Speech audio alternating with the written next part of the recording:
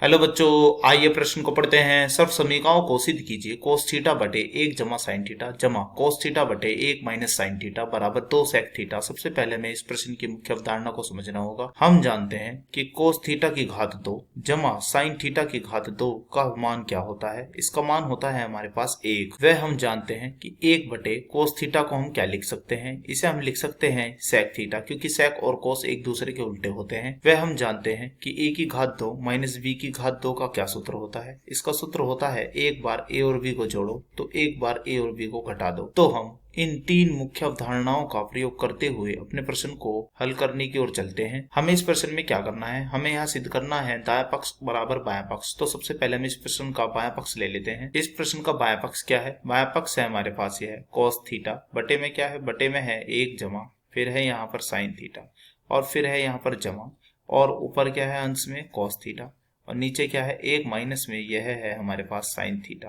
अब हम क्या करते हैं, यहाँ पर अंश में से कोस थीटा को अभिनिश ले लेते हैं। तो ले लीजिए, बताइए क्या आएगा। तो कोस थीटा हमने यहाँ से अभिनिश ले लिया है।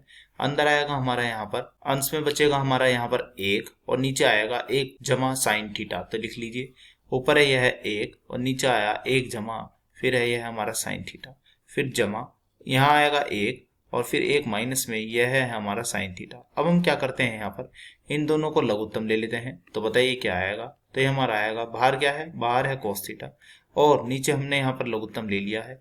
तो पहला कोष्टक है हमारा एक जमा यह है साइन थीटा, और दूसरा कोष्टक क्या है, दूसरा है एक माइनस में यह है साइन थीटा। तो एक जमा साइन थीटा से एक जमा साइन थीटा कट जाएगा, तो बचेगा क्या, एक माइनस साइन थीटा। तो लिख लेते हैं एक माइनस, फिर है हमारा यह एक साइन थीटा, फिर है हमारा जमा, एक माइनस साइन थीटा से यह कट जाएगा तो बचेगा क्या, एक जमा, फिर है हमारा यहाँ पर यह है साइन थीटा।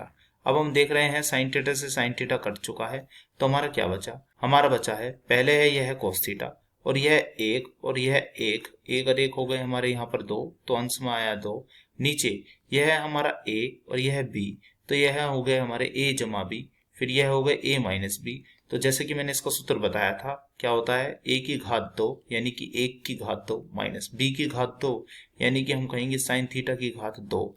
तो हमने यहाँ पर क्या सूत्र लगाया है, हमने यहाँ सूत्र लगाया है जो मैंने अपनी मुख्य अवधारणा में बताया था, ए की घात दो माइनस बी की घात दो का क्या होता है, एक बार ए और बी को जोड़ो और एक बार ए और बी को घटा दो, बराबर लगाते हुए चलें। तो यह क्या बनेगा, पहले हमारे यहाँ पर यह है कोस थीटा और फिर क्या है, अंदर है हमारे यहाँ ऊपर दो और नीचे क्या है, नीचे है एक की घात दो यानी कि एक, फिर माइनस, फिर है यह हमारा साइन थीटा और इसकी घात दो।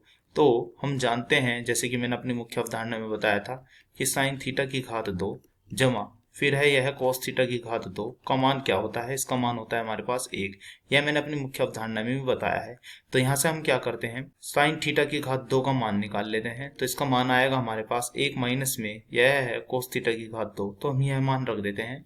तो हमें बताइए क्या मिलेगा। तो यह हमें मिलने जा रहा है, यहाँ पर कोस थीटा कहाँ है, कोस थीटा है हमारा ऊपर और यह आएगा दो, फिर बटे में, तो एक माइनस साइन थीटा की घात दो क्या बन चुका है, यह बन चुका है कोस थीटा की घात दो। तो हम देख रहे हैं यह कोस थीटा एक घात से नीचे कट चुका है, तो क्या बचेगा, तो हमारे यहाँ बचेगा, ऊपर है हमारा दो, नीचे बचेगा हमारा यह कोस थीटा, और हम क्या करते हैं, दो की गुणा में एक करके लिख देते हैं। तो हम जानते हैं कि एक बटे कोस थीटा क्या होता है, एक बटे कोस थीटा होता है हमारे पास यह है सेक थीटा, जो मैंने अपनी मुख्य अवधारणा में भी बताया है।